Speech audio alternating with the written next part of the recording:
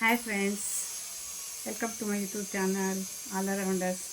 ಎಲ್ಲ ಹೇಗಿದ್ದೀರಾ? ಚೆನ್ನಾಗಿದ್ದೀರಾ ಅನ್ಕೋತೀನಿ. ನಾನು ಚೆನ್ನಾಗಿದ್ದೀನಿ. ವೀಡಿಯೋಸ್ ತುಂಬ ಮಾಡ್ತಿದ್ದೆ ಮೊದಲು. ಈ ನಡುವೆ ಸ್ವಲ್ಪ ವೀಡಿಯೋಸ್ ಮಾಡೋದು ಕಮ್ಮಿ ಆಗಿದೆ, ಹಾಗಾಗಿ ಒಂದೊಂದು ಶಾರ್ಟ್ಸ್ ಹಾಕ್ತಾಯಿರ್ತೀನಿ. ಇವತ್ತು ವೀಡಿಯೋ ಮಾಡೋಣ ಅನ್ನಿಸ್ತು, ಅದಕ್ಕೆ ನಿಮ್ಮ ಜೊತೆ ಮಾತಾಡೋಣ ಅಂತ ಬಂದಿದ್ದೀನಿ. Welcome to everyone. ನೋಡಿ, ಇವತ್ತು ನಾನು ಏನು ಮಾತಾಡಬೇಕು ಅಂತ ಅಂದ್ಕೊಂಡಿದ್ದೆ ಅಂದರೆ, ಒಂದು ಉಳಿತಾಯದ ಬಗ್ಗೆ ಅಂದರೆ ಸೇವಿಂಗ್ಸ್ ಬಗ್ಗೆ ಮಾತಾಡೋಣ ಅಂದ್ಕೊಂಡಿದ್ದೀನಿ. ಅದರಲ್ಲೂ ನಮ್ಮ ಲೇಡೀಸ್ ಯಾವ ಥರ ಸೇವಿಂಗ್ಸ್ ಮಾಡಬೇಕು, ನಾನು ಯಾವ ಥರ ಮಾಡ್ತೀನಿ ಅಂತ ನಿಮಗೆ ನಿಮ್ಗೆ ಎಲ್ಲರಿಗೂ ಗೊತ್ತಿರಲ್ಲ ಅಂತಲ್ಲ, ಬಟ್ ಆದರೂ ಸ್ವಲ್ಪ ನಾಲೆಜ್ ಹೇಳೋಣ ಅಂತ ಬಂದೆ. ಇದನ್ನೇ ನನ್ನ ಒಂದು ದೊಡ್ಡ ನಾನು ಸಾಧನೆ ಅಂತ ಹೇಳ್ತಾ ಇಲ್ಲ. ಏನಂದರೆ ಯಾವ ಥರ ಲೇಡೀಸ್ ನಾವು ಉಳಿತಾಯ ಮಾಡ್ಬೋದು ಅಂತ ನಾನು ಹೇಳಬೇಕು ಅಂತ ಹೊರಟಿದ್ದೀನಿ. ನೋಡಿ, ನಾವು ನಮ್ಮ ಹತ್ರ ಒಂದು ಲೇಡೀಸ್ ಅಂದಮೇಲೆ ಸ್ವಲ್ಪ ಉಳಿತಾಯ ಮಾಡ್ತಾರೆ ಎಲ್ಲರೂ ಅಷ್ಟೇ. ಲೇಡೀಸ್ ಒಂದು ಉಳಿತಾಯ ಮಾಡೋದ್ರಿಂದ ಒಂದು ಮನೇನ ಒಂದು ಸಮತೋಲನ ನಾವು ಕಾಪಾಡ್ಕೊಳ್ಬೋದು. ಹೇಗೆ ಅಂದರೆ, ಎಲ್ಲನೂ ಬಂದಿದ್ದ ದುಡ್ಡೆಲ್ಲ ನಾವು ಖರ್ಚು ಮಾಡ್ತಾ ಹೋದರೆ ನಾವು ಅಲ್ಲಿಗೆ ಉಳಿತಾಯ ಅನ್ನೋದು ನಮಗೆ ತುಂಬ ಒಂದು ಮರೀಚಿಕೆ ಆಗಿಬಿಡುತ್ತೆ. ಹಾಗಾಗಿ ಏನೋ ಒಂದು ₹100 ಬಂದರೆ ಅದರಲ್ಲಿ ₹100 ಒಂದು ₹20 ಒಂದು 20% ಆದರೂ ನಾವು ಸೇವಿಂಗ್ಸ್ ಅಂತ ಇಡೋದು ತುಂಬ ಒಳ್ಳೆಯದು ಅಂತ ನನ್ನ ಭಾವನೆ. ಏನೋ ನಮ್ಮ ಕೈಲಿ ಎಷ್ಟಾಗುತ್ತೆ ಅಷ್ಟು ಮಂತ್ಲಿ ಒಂದು ಸೇವಿಂಗ್ಸ್ ಸ್ಕೀಮು ಅಂತ ಇರುತ್ತೆ.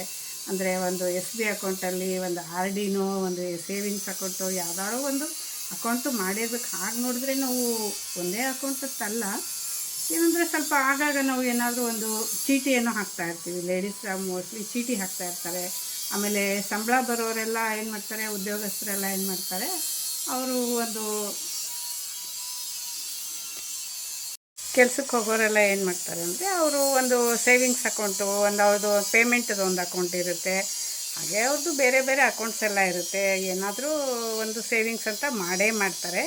ಆದರೆ ನಾವು ಗೃಹಿಣಿಯರು ಯಾವ ಥರ ಸೇವಿಂಗ್ಸ್ ಮಾಡಬೇಕು ಅಂದರೆ, ನಾವು ಏನೋ ಒಂದು ಸ್ವಲ್ಪ ಬಂದಿದ್ದನ್ನೆಲ್ಲ ಖರ್ಚು ಮಾಡೋದಕ್ಕಿಂತ ಅದರಲ್ಲೇ ಒಂದು 20% ಏನೋ ಒಂದು ತಿಂಗಳು RD ಅಂತ ಮಾಡಿ ಒಂದು ಅಕೌಂಟ್ ಮಾಡಿ, ತಿಂಗಳಿಗೆ ಎಷ್ಟು ನಮ್ಮ ಕೈಲಿ 1,000 ಆಗುತ್ತೋ ಏನೋ ಮನೆ ಖರ್ಚಿಗೆ ಅಂತ ಒಂದು ಅಷ್ಟು ದುಡ್ಡು ಇರುತ್ತಲ್ಲ, ಅದರಲ್ಲಿ 1,000ನಾಗಲಿ ಅಥವಾ ಅಟ್ಲೀಸ್ಟ್ ₹500 ಅದರಲ್ಲಾಗಲಿ ನಾವು ಅದರಲ್ಲಿ ಸೇವಿಂಗ್ಸ್ ಅಂತ ಎತ್ತಿಡಬೇಕು. ಇದು ಮುಂದೆ ನಮಗೆ ಉಪಯೋಗಕ್ಕೆ ಬರುತ್ತೆ. ಯಾವುದಾದ್ರೂ ಒಂದು ಮಕ್ಕಳ ಫೀಸ್ ಕಟ್ಟೋಕ್ಕಾಗಲಿ, ಒಂದು ಇನ್ನೊಂದೇನೋ ಒಂದು ಯಾವುದೋ ಫಂಕ್ಷನ್ಗಳಲ್ಲಿ ಒಂದು ಖರ್ಚು ಮಾಡೋದಕ್ಕೆ ಏನಾದರೂ ಆಗಲಿ ಒಂದು ಬೇಕಾಗೇ ಆಗುತ್ತೆ ನಾವು ಸೇವಿಂಗ್ಸ್ ಅನ್ನೋದು.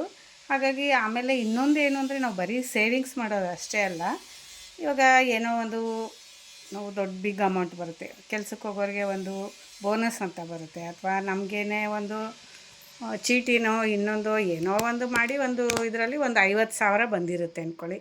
ಒಂದು 50,000 ಇದ್ದರೆ ಅದನ್ನು ನಾವು ಒಂದು FD ಮಾಡಿಟ್ಕೊಂಡ್ರೆ ಅದು ಮುಂದೆ ನಮಗೆ ತುಂಬ ಉಪಯೋಗಕ್ಕೆ ಬರುತ್ತೆ. ನೋಡಿ, ನಾವು ಬೇರೆಯವ್ರ ಹತ್ರ ಸಾಲ ತೊಗೊಂಡು ಆ ಸಾಲಕ್ಕೆಲ್ಲ ಬಡ್ಡಿ ಕಟ್ಟೋದು ಅಂದರೆ ತುಂಬ ಒಂದು ಕಷ್ಟ ಆಗುತ್ತೆ. ಹಾಗಾಗಿ ನಾವೊಂದು FD ಅಂತ ಮಾಡ್ಕೊಂಬಿಟ್ರೆ, ಆ FDನ ನಾವು ಏನೋ ಮಕ್ಕಳು ಸ್ಕೂಲ್ ಫೀಸ್ ಕಟ್ಟೋ ಟೈಮಲ್ಲಾಗಲಿ, ಅಥವಾ ಯಾವುದೋ ಒಂದು ಮದುವೆ ಫಂಕ್ಷನ್ನಲ್ಲಾಗಲಿ, ಒಂದು ಯಾವುದೋ ಇದರಲ್ಲಿ ನಾವು ನಮಗೆ ಒಂದು ತಕ್ಕ ಮಟ್ಟಿಗೆ ನಮಗೆ ಎಷ್ಟಾಗುತ್ತೆ ಅಷ್ಟನ್ನು ನಾವು ಉಳಿತಾಯ ಮಾಡಿಟ್ಕೊಂಡ್ರೆ, FD ಅಂತ ಮಾಡಿಟ್ಕೊಂಡ್ರೆ 1 ವರ್ಷ 2 ವರ್ಷ 3 ವರ್ಷ ಆ ಥರ ಮಾಡಿಟ್ಕೊಂಡ್ರೆ ನಾವು ಯಾವಾಗ ಬೇಕಾಗುತ್ತೆ ಆವಾಗ ಅದನ್ನು ನಾವು ವಾಪಸ್ ತೊಗೋಬೋದು. FDನೇನು ವಾಪಸ್ ತೊಗೊಳಂಗಿಲ್ಲ, ಅದು ಕೊನೆವರೆಗೂ ಅಲ್ಲೇ ಇರಬೇಕು ಅಂತ ಏನಿಲ್ಲ. ನಾವು ಬೇಕಾದಾಗ ಅದನ್ನು ವಾಪಸ್ ತೊಗೊಂಡು ನಮಗೆ ಯೂಸ್ ಮಾಡ್ಕೋಬೋದು. ಹಾಗಾಗಿ ನಾವು FDಗಳಲ್ಲೂ ದುಡ್ಡು ಇಡ್ಬೋದು. ಆಮೇಲೆ ರೆಕರಿಂಗ್ ಡೆಪಾಸಿಟ್ ಅಂತ ಬರುತ್ತೆ, ಮಂತ್ಲಿ ಒಂದು 500 ಅಥವಾ 1000 ನಾವು ಸೇವಿಂಗ್ಸ್ ಅಂತ ಮಾಡಿದ್ರೆ, ಅದನ್ನು 1 ವರ್ಷಕ್ಕೆ 2 ವರ್ಷಕ್ಕೆ ಅಂತ ಮಾಡಿದ್ರೆ ಅದು ನಮಗೆ ಮುಂದೆ ತುಂಬ ಒಂದು ಕಷ್ಟದ ಸಮಯದಲ್ಲಿ ನಾವು ಸಾಲ ತೊಗೊಂಡು ಅದಕ್ಕೆ ಬಡ್ಡಿ ಕಟ್ಟೋದಕ್ಕಿಂತ ನಾವು ಇದ್ದಿದ್ದರಲ್ಲೇ ಸ್ವಲ್ಪ ದುಡ್ಡನ್ನು ಸೇವಿಂಗ್ಸ್ ಅಂತ ಮಾಡಿಟ್ರೆ ಅದು ನಮಗೆ ಎಷ್ಟೋ ಉಪಯೋಗಕ್ಕೆ ಬರುತ್ತೆ. ಹಾಗಾಗಿ ಸ್ವಲ್ಪ ಹೆಣ್ಣು ಮಕ್ಕಳಲ್ಲಿ ಸೇವಿಂಗ್ಸ್ ಅನ್ನೋ ಒಂದು ಭಾವನೆ ಇದ್ದರೆ ತುಂಬ ಒಳ್ಳೆಯದು. ಆಲ್ಮೋಸ್ಟು ಇವಾಗಿನ ಎಲ್ಲ ಹೆಣ್ಣು ಮಕ್ಕಳನ್ನು ಸೇವಿಂಗ್ಸ್ ಅಂತ ಮಾಡ್ತಾರೆ ಅಂತ ನನ್ನ ಒಂದು ನಂಬಿಕೆ. ನಾನು ಒಂದು ಸ್ವಲ್ಪ ಮಾಡಿರ್ತೀನಿ, ಏನೋ ಮಂತ್ಲಿ 1,000ನೋ 500 ಅಷ್ಟು ನನ್ನ ಕೈಲಾದಷ್ಟು ನಾನು ಸೇವಿಂಗ್ಸ್ ಅಂತ ಮಾಡ್ತೀನಿ. ಹಾಗಾಗಿ ಏನಾಗುತ್ತೆ, ನಮಗೆ ಏನೋ ಒಂದು ಟೈಮಲ್ಲಿ ಬೇರೆಯವ್ರನ್ನ ಕೇಳೋದಾಗಲಿ ಅಥವಾ ನಾವು ಸಾಲ ಮಾಡೋದಾಗಲಿ ಅದೆಲ್ಲ ಒಂದು ಒಳ್ಳೆಯ ಇದು ಅಲ್ಲ ಅಂತ ನನ್ನ ಅನಿಸಿಕೆ. ಹಾಗಾಗಿ ಸ್ವಲ್ಪ ಸೇವಿಂಗ್ಸ್ ಮಾಡಿರ್ತೀನಿ. ಏನೋ ಒಂದು ಪಿಗ್ಗಿ ಪಿಗ್ಗಿ ಬ್ಯಾಂಕ್ ಅಂತ ಇರುತ್ತಲ್ಲ ಮನೇಲಿ, ಅದರಲ್ಲಿ ಸ್ವಲ್ಪ ದುಡ್ಡು ಹಾಕಿರ್ತೀವಿ. ಆಮೇಲೆ ಏನೋ ಒಂದು ಬ್ಯಾಂಕಲ್ಲಿ ಒಂದು ಆರ್ ಡಿ ಅಂತ ಮಂತ್ಲಿ ಕಟ್ಟೋ ಸ್ಕೀಮು ಆ ಥರ ಮಾಡಿರ್ತೀವಿ. ಏನೋ ಒಂದು ಮಾಡಿ ಸ್ವಲ್ಪ ಸೇವಿಂಗ್ಸ್ ಅಂತ ಮಾಡಿರ್ತೀವಿ. ಮುಂದೆ ಅದೇ ನಮ್ಮ ಒಂದು ಜೀವನಕ್ಕೆ ತುಂಬ ಉಪಯೋಗ ಆಗುತ್ತೆ. ಸೇವಿಂಗ್ಸ್ ಮಾಡಿದ ದುಡ್ಡು ಯಾವತ್ತೂ ವೇಸ್ಟ್ ಆಗೋಲ್ಲ, ಮಕ್ಕಳಿಗೆ ಅನುಕೂಲ ಆಗುತ್ತೆ. ಇವಾಗ ನೋಡಿ, ಮಕ್ಕಳು ಯಾವಾಗಲೂ ಚಿಕ್ಕವರೇ ಇರಲ್ಲ, ಅವ್ರು ದೊಡ್ಡವ್ರು ಆಗ್ತಾ ಅವ್ರದ್ದು ನೀಡ್ಸ್ ಎಲ್ಲ ಜಾಸ್ತಿ ಆಗುತ್ತೆ, ಅವರ ಬೇಡಿಕೆಗಳೆಲ್ಲ ಜಾಸ್ತಿ ಆಗುತ್ತೆ. ಅಮ್ಮ ಅದು ಬೇಕು ಇದು ಎಲ್ಲದೂ ಅವರು ಅಪ್ಪನ ಕೇಳೋದಕ್ಕೆ ಹೆದರ್ಕೊತಾರೆ ಮಕ್ಕಳು. ಎಲ್ಲದನ್ನೂ ತಂದೆ ಹತ್ರನೇ ಕೇಳಲ್ಲ ಅವರು, ಕೆಲವೊಂದನ್ನು ತಾಯಿ ಹತ್ರನೂ ಕೇಳ್ತಾರೆ. ತಂದೆ ಹತ್ರ ಮಾತಾಡೋಕ್ಕಾಗದೆ ಆಗಲ್ಲ ಮಕ್ಕಳಿಗೆ ಅಷ್ಟೊಂದು, ಯಾಕಂದರೆ ಅವರು ತಂದೆ ಒಂದು ಯಾವುದೋ ಒಂದು ಇದರಲ್ಲಿ ಇರ್ತಾರೆ. ಹೆಣ್ಣು ಮಕ್ಕಳ ಥರ ಅವರು ಉತ್ತರ ಕೊಡೋಕ್ಕಾಗಲ್ಲ. ಅವರು ಸ್ವಲ್ಪ ಗಡ್ಸಾಗಿ ಹೇಳ್ತಾರೆ, ಇಲ್ಲ ಇವಾಗ ಆಗಲ್ಲ ಕಣೋ, ಆಮೇಲೆ ಕಣೋ, ಹಾಗೆ ಹೀಗೆ ಅಂತ. ಆಗ ಏನು ಮಾಡ್ತಾರೆ, ಮಕ್ಕಳು ಬಂದು ಅಮ್ಮನ ಹತ್ರನೇ ಕೇಳ್ತಾರೆ, ಅಮ್ಮ ನಂಗೆ ಅದು ಬೇಕು, ನಿಂಗೆ ಅದು.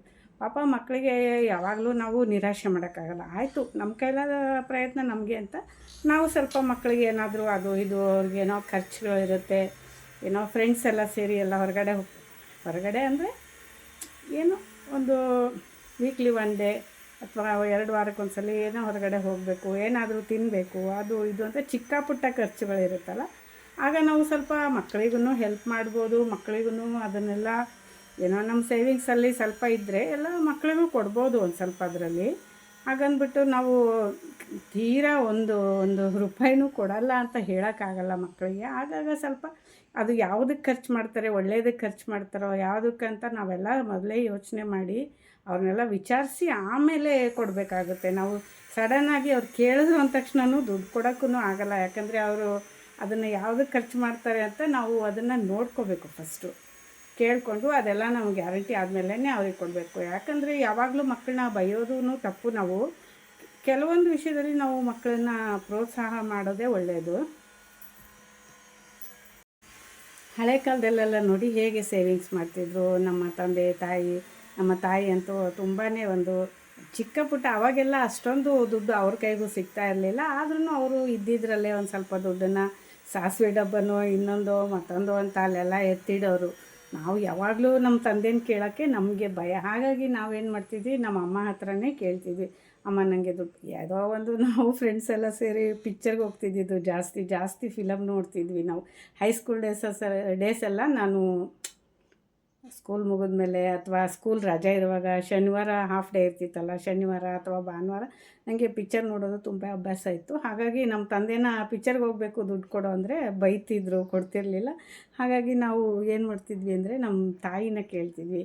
ನನ್ನ ಫ್ರೆಂಡ್ಸು ನಾವು ಎಲ್ಲ ಸೇರಿ, ನಮ್ಮ ಸಿಸ್ಟರ್ ಒಬ್ಬರಿದ್ದರು, ನಮ್ಮ ಸಿಸ್ಟರು, ನಾನು, ನಮ್ಮ ಫ್ರೆಂಡ್ಸು ಎಲ್ಲ ಸೇರಿ ವಾರಕ್ಕೊಂದ್ಸಲಿ ಪಿಕ್ಚರ್ಗೆ ಹೋಗಲೇಬೇಕು. ಅದು ಅಷ್ಟೊಂದು ನಮಗೆ ಒಂದು ಪಿಕ್ಚರ್ ಅನ್ನೋದು ಒಂದು ಅಡಿಕ್ಷನ್ ಥರ ಆಗಿಬಿಟ್ಟಿತ್ತು. ಹಾಗಾಗಿ ನಾವು ಅದು ಎಷ್ಟು ನಾವು ಹೈಸ್ಕೂಲಲ್ಲಿರುವಾಗ ನಮ್ಮ ಮನೆಯಿಂದ ಥಿಯೇಟ್ರ್ ದೂರ ಇತ್ತು. ಇನ್ನು ಬಸ್ಸಲ್ಲೆಲ್ಲ ಹೋಗೋಕ್ಕೆ ಮತ್ತೆ ಬಸ್ಸಲ್ಲೆಲ್ಲ ಎಕ್ಸ್ಟ್ರಾ ದುಡ್ಡು ಬೇಕಲ್ಲ ಅಂತ ನಾವೇನು ಮಾಡ್ತಿದ್ವಿ, ಬರೀ ನಡ್ಕೊಂಡು ಅಷ್ಟು ದೂರ ಥಿಯೇಟ್ರಿಗೆ ಹೋಗಿ ಅಲ್ಲಿ ಪಿಕ್ಚರ್ ನೋಡ್ತಿದ್ವಿ. ಬಸ್ಸಿಗೆ ಹೋದರೂ ಸುಮ್ಮನೆ ಖರ್ಚಾಗುತ್ತೆ, ಮನೇಲಿ ಬೈತಾರೆ.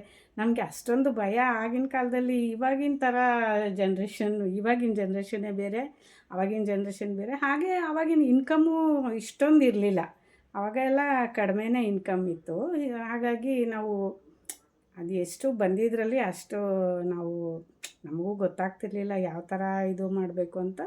ಕೇಳೋದಕ್ಕೆ ಸ್ವಲ್ಪ ಭಯ ನಮಗೆ. ಈಗಿನ ಮಕ್ಕಳು ತುಂಬ ಡೇರಿಂಗು, ಯಾವುದಕ್ಕೂ ಹೆದರಲ್ಲ. ನಂಗೆ ಇಷ್ಟು ಬೇಕೇ ಬೇಕು ಅಂತ ಹಠ ಮಾಡ್ತಾರೆ. ನಾವಿಲ್ಲ, ರಿಕ್ವೆಸ್ಟ್ ಮಾಡ್ಕೊತಿದ್ವಿ, ಅಮ್ಮ ನಂಗೆ ಬೇಕಮ್ಮ, ಪ್ಲೀಸ್ ಹೋಗ್ಬೇಕಮ್ಮ ನಾವು ಪಿಕ್ಚರ್ಗೆ ಅಂತ ಅಮ್ಮನ ಹತ್ರನೇ ದುಡ್ಡು ಇಸ್ಕೊತಿದ್ವು. ಹಾಗಾಗಿ ಪ್ರತಿಯೊಬ್ಬ ಹೆಂಗಸ್ರೂ ಸ್ವಲ್ಪ ಸೇವಿಂಗ್ಸ್ ಅನ್ನೋದು ಮಾಡಲೇಬೇಕು. ಮಕ್ಕಳಿಗೋಸ್ಕರ ಆಗಲಿ ತಮಗೋಸ್ಕರ ಆಗಲಿ ಸೇವಿಂಗ್ಸ್ ಮಾಡಲೇಬೇಕು. ಸೇವಿಂಗ್ಸ್ ಮಾಡೋದು ಬರೀ ಮಕ್ಕಳಿಗೋಸ್ಕರ ಅಷ್ಟೇ ಅಲ್ಲ, ನಮಗೋಸ್ಕರ ನಾವು ಸೇವಿಂಗ್ಸ್ ಮಾಡಬೇಕು. ಯಾವುದೋ ಒಂದು ಹಬ್ಬಗಳಲ್ಲಿ ಒಳ್ಳೆಯ ಸೀರೆ ತೊಗೋಬೇಕು, ಏನೋ ಯಾವಾಗಲೂ ಗಂಡನ್ನ ಕೇಳಿದ್ರೆ ಬೈತಾರೆ. ಹಾಗಾಗಿ ನಾವೇನು ಮಾಡೋದು, ಸ್ವಲ್ಪ ಸೇವಿಂಗ್ಸ್ ಅನ್ನೋದೇ ಮಾಡಿಟ್ಕೊಂಡ್ರೆ ಅವ್ರ ಹತ್ರ ಸ್ವಲ್ಪ ದುಡ್ಡು ತೊಗೊಂಡು, ನಮ್ಮ ಸೇವಿಂಗ್ಸಲ್ಲಿರೋ ದುಡ್ಡು ತೊಗೊಂಡು ನಾವು ಚೆನ್ನಾಗಿರೋ ಸೀರೆನೇ ನಮ್ಗೆ ಯಾವ್ದು ಬೇಕು, ಯಾವ್ದು ಇಷ್ಟ. ಈ ಮೈಸೂರು ಸಿಲ್ಕ್ ಸೀರೆ ಎಲ್ಲ ತುಂಬ ಕಾಸ್ಟ್ಲಿ ಅಲ್ಲ, ಹಾಗಾಗಿ ಅದನ್ನೆಲ್ಲ ಏನು ತೊಗೊಳೋದು ಕಷ್ಟ. ಅಂದರೆ ಇರೋರು ತೊಗೋತಾರೆ, ಇಲ್ಲ ಅಂತಲ್ಲ. ಏನೋ ನಾವು ಮಿಡ್ಲ್ ಕ್ಲಾಸ್ ಅವರು ಅಷ್ಟೊಂದೆಲ್ಲ ತೊಗೊಳಕ್ಕಾಗಲ್ಲ. ಹಾಗಾಗಿ ಸ್ವಲ್ಪ ಒಂದು ಸಿಂಪಲ್ ಆಗಿರೋ ಸೀರೆನೇ ಆಗಲಿ, ಒಂದು ಡ್ರೆಸ್ಸೇ ಆಗಲಿ, ಏನೇ ಆಗಲಿ ತೊಗೋಬೇಕಂದ್ರೂ ನಾವು ಪ್ರತಿಯೊಂದಕ್ಕೂ ಕೇಳೋಕ್ಕಾಗಲ್ಲ. ಹಾಗಾಗಿ ನಮ್ಮ ಸ್ವಲ್ಪ ಸೇವಿಂಗ್ಸ್ ಆಗಲಿ ಎತ್ತಿಟ್ಕೊಂಡಿದ್ರೆ ಅದರಿಂದ ನಾವು ಸೀರೆನ ತೊಗೋಬೋದು, ಒಂದು ಒಳ್ಳೆಯ ಡ್ರೆಸ್ಸೇ ತೊಗೋಬೋದು. ಎಲ್ಲಾದರೂ ಮದುವೆಗೆ ಹೋದಲ್ಲಿ ಒಡವೆಗಳೆಲ್ಲ ಗೋಲ್ಡ್ ಅಂತೂ ತುಂಬ ರೇಟ್ ಆಗಿದೆ. ಗೋಲ್ಡ್ ತೊಗೊಳಕ್ಕಾಗಿಲ್ಲ ಅಂದರೂ ನಾವು ಒಂದು ಆರ್ಟಿಫಿಷಿಯಲ್ ಜ್ಯುವೆಲ್ರಿ ಏನಾದ್ರು ಅದನ್ನಾದ್ರೂ ತೊಗೋಬೋದು. ಅದಕ್ಕಾಗಿ ನಾವು ಒಂದು ಸ್ವಲ್ಪ ಸೇವಿಂಗ್ಸ್ ಮಾಡ್ಕೋಬೇಕು. ಆಮೇಲೆ ಯಾವುದೇ ಒಂದು ಕಷ್ಟ ಕಾಲದಲ್ಲಾಗಲಿ, ಮಕ್ಕಳಿಗೆ ಫೀಸ್ ಕಟ್ಟೋದಾಗಲಿ, ಇನ್ನೊಂದು ಒಂದು ಆಸ್ಪತ್ರೆ ಆಗಲಿ, ಒಂದು ಆಸ್ಪತ್ರೆ ಬಿಲ್ಲಾಗಲಿ, ಒಂದು ಏನೋ ಒಂದು ದೇವಸ್ಥಾನಕ್ಕೆ ಹೋಗಬೇಕು, ಎಲ್ಲೋ ಬೇರೆ ಊರಿಗೆ ಹೋಗಬೇಕು ದೇವಸ್ಥಾನಕ್ಕೆ, ಹಾಗೆಲ್ಲ ಅಂದ್ರೆ ಯಾವಾಗ್ಲೂ ನಾವು ಕೇಳೋಕ್ಕಾಗಲ್ಲ. ಹಾಗಾಗಿ ಸ್ವಲ್ಪ ನಮ್ಮ ಕೈಲಿ ಒಂಚೂರು ದುಡ್ಡಿದ್ರೆ ಆಯಿತು, ನಮ್ಮ ಫ್ರೆಂಡ್ಸ್ ಎಲ್ಲ ಲೇಡೀಸ್ ಎಲ್ಲ ಸೇರಿ ಹೋಗ್ಬೋದು, ಅಥವಾ ಎಲ್ಲ ಫ್ಯಾಮಿಲಿ ಎಲ್ಲ ಸೇರಿ ಹೋದಾಗೂ ಸ್ವಲ್ಪ ನಮ್ಮ ಖರ್ಚಿಗೆ ಅಂತಲೇ ಪ್ರತ್ಯೇಕವಾಗಿ ಸ್ವಲ್ಪ ದುಡ್ಡು ಇಟ್ಕೋಬೋದಲ್ಲ. ಹಾಗಾಗಿ ನಾವು ಸೇವಿಂಗ್ಸ್ ಮಾಡ್ತಾಯಿದ್ರೆ ತುಂಬ ಒಳ್ಳೆಯದು. ಏನೋ ಒಂದು ಸ್ವಲ್ಪ ಅಮೌಂಟು ಜಾಸ್ತಿ ಇದ್ದರೆ ಅದನ್ನು ಒಂದು ಎಫ್ ಡಿ ಮಾಡ್ಕೋಬೇಕು. ಆಮೇಲೆ ನಮ್ಮ ಕೈಯಲ್ಲಿ ಸ್ವಲ್ಪ ದುಡ್ಡು ಬರ್ತಾಯಿದ್ರೆ ಅದನ್ನು ಒಂದು ಆರ್ ಡಿ ಅಂದರೆ ರೆಕರಿಂಗ್ ಡೆಪಾಸಿಟ್ ಅಂತ, ತಿಂಗಳು ಇಷ್ಟು ಅಂತ ಕಟ್ಟಿದ್ರೆ ಅದು ರೆಕರಿಂಗ್ ಡೆಪಾಸಿಟ್ ಅಂತ ಇದಾಗುತ್ತೆ. ಅದು 1 ವರ್ಷಕ್ಕೋ 2 ವರ್ಷಕ್ಕೋ ಆ ಥರ ಮಾಡ್ಕೋಬೋದು.